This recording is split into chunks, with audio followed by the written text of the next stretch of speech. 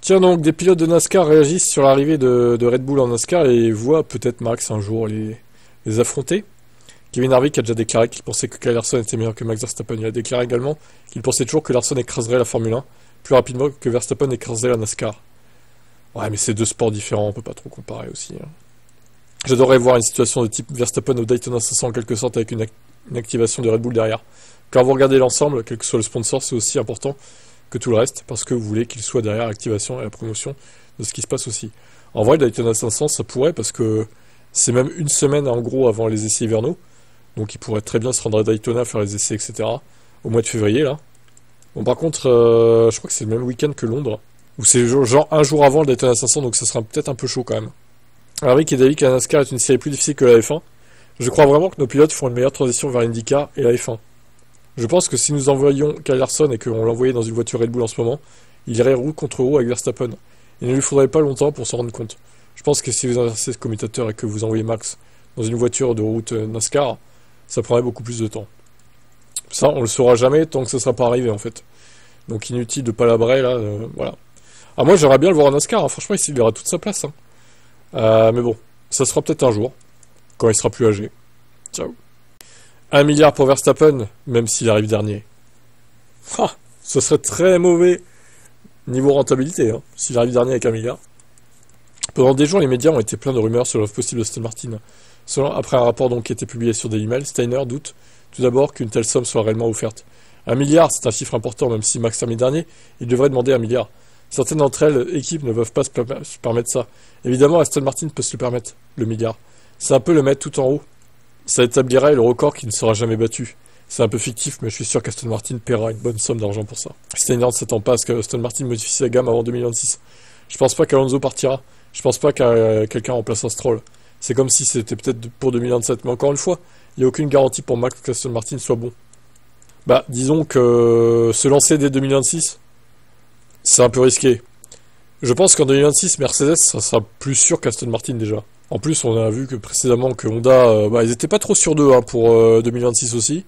Donc bon, le propriétaire de l'équipe, Lawrence Stroll, aurait compris que son fils ne deviendrait jamais champion du monde. Mais mettrait-il quand même son fils de côté pour Verstappen? Non, Lawrence n'est clairement pas stupide, vous pouvez l'appeler toute autre chose que stupide. Mais le sang est plus épais que l'eau. Au pire, il le met dans une autre équipe. Il négocie avec une autre équipe une belle somme, pour qu'il roule quand même en Formule 1. Non? On peut pas le foutre chez Audi ou chez Stake. Bah non, Stake c'est Audi, ça sera Audi du coup. Je sais pas, on peut pas le mettre chez Haas ou Williams à la limite, à la place d'Albon. Ouais, retour chez Williams de Stroll, il a débuté là-bas, pourquoi pas de revenir chez Williams, allez, avec une belle somme d'argent. Et un moteur Honda dans le sac. Pourquoi pas, en vrai. Bon, de toute façon, Stroll, il a eu son... Lance, il a eu son prime en 2019-2020. Un peu en 2021, après, bon, bah, ça a fait que chuter, quoi. Quant à Aston Martin et Verstappen, on verra bien. Si ça se fait un jour. Un ancien pilote de F1 refait parler de lui. Matt Zepin se transforme en athlète hybride. What? Qu'est-ce que c'est que ça? C'est un robot humain? L'ancien pilote de QRS s'est qualifié d'athlète hybride alors qu'il s'apprête à franchir une nouvelle étape dans sa carrière en Dancy. Ça pourrait inclure un passage à la boxe. Ah bah ça lui irait bien, ouais. Se taper avec les autres, c'est déjà un peu ce qu'il faisait en Formule 1, hein, finalement. Après la F1, il a participé à la série Asian Le Mans dans la catégorie LMP2 avec sa propre équipe, 99 Racing. Il a notamment terminé 3ème de sa catégorie aux 4 heures de Dubaï, aux côtés de Neil Gianni et Gonzalo Gomez.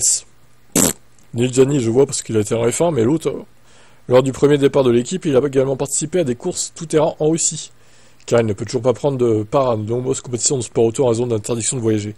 S'adressant à l'agence presse russe, TASS, cette année, je prévois de participer à 5 compétitions dans différents sports. Le match de boxe aura lieu à l'automne 2025. J'espère que tout se passera bien. Le Russe n'a pas encore mis en avant d'adversaire, mais semble déjà s'entraîner pour un combat de boxe sur Instagram. Ok, il est bizarre lui quand même. En fait, il se cherche, Mazepin, quoi. Il se cherche un peu, quoi. Vous allez voir, un jour, il finira cycliste professionnel au Tour de France. On va rien comprendre. Bon, écoutez, on verra. En tout cas, il est vraiment intriguant, ce mec. Hein. Allez, ciao. Verstappen devra apprendre à contrôler sa colère cette saison. Mais il a changé, Max, selon ses fans. Il a changé, vous verrez. Montoya s'est exprimé sur la saison 2025. Et sur celui qui, selon lui, pourrait régner en tant que champion. Non, moi, j'ai prédit que non. Hein, dans mes pronostics, dans mes prédictions d'avant essai privé. J'ai dit non, Max Verstappen ne sera pas champion en 2025. Est-ce que je serais prêt à le parier? Bon, j'aime pas les paris, j'aime pas les jeux d'argent, mais en vrai, peut-être. Après, je serais prêt à parier peut-être qu'il soit pas champion, mais alors je saurais pas vous dire qu'il est peut-être Norris, mais bon. En vrai, ça dépend aussi de la McLaren. Est-ce que la directive va jouer beaucoup ou pas? On verra. Si Red Bull peut fournir à Verstappen une bonne voiture, il pourra continuer à apporter de bons résultats à l'équipe tout au long de la saison. Verstappen est tellement habitué à avoir le dessus qu'il devra apprendre à contrôler sa colère et à terminer les courses dans une moins bonne voiture. Ça, c'est sûr.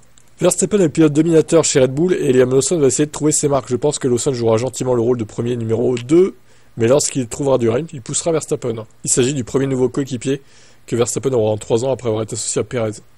D'un autre côté, Montoya a une autre opinion de Verstappen et de sa conduite. Même s'il pense que Verstappen doit apprendre à contrôler sa colère, il est probablement le pilote le plus proche de ce qu'était Ayrton Senna, où vous voyez l'agressivité et ses capacités derrière le volant. Ah, je sais pas. Après, j'ai pas connu cette époque Prost-Senna en vrai. Et c'était pas pareil, il y avait pas les conversations radio, il y avait pas Internet, il y avait pas tout ce qu'on a maintenant en fait. C'est dur de comparer comment ils sont en fait dans leur tête quoi. Surtout que vu que Ayrton Senna est décédé, bon bah il est élevé au rang de légende. Ça joue en plus, mais bon. Est-ce qu'on peut vraiment comparer Verstappen et Senna? Je sais pas. À vous de me dire dans les commentaires, moi je pense pas, mais bon. Allez, ciao. Ça y est, nous sommes au mois de février, voyons le calendrier de la F1. Pour l'instant, il reste 43 jours avant le début de la saison 2025, et les 10 équipes de F1 commencent à remplir leur calendrier avec davantage d'événements. Williams, le 14, lancera sa voiture sur le circuit de Silverstone en Angleterre. Ah ouais? Ils vont faire avant la présentation du coup? Du 18? Le 16, s'effectuera une journée de tournage et un shakedown de sa voiture sur le circuit de Silverstone en Angleterre. Donc Williams et Haas vont présenter leur voiture avant Londres.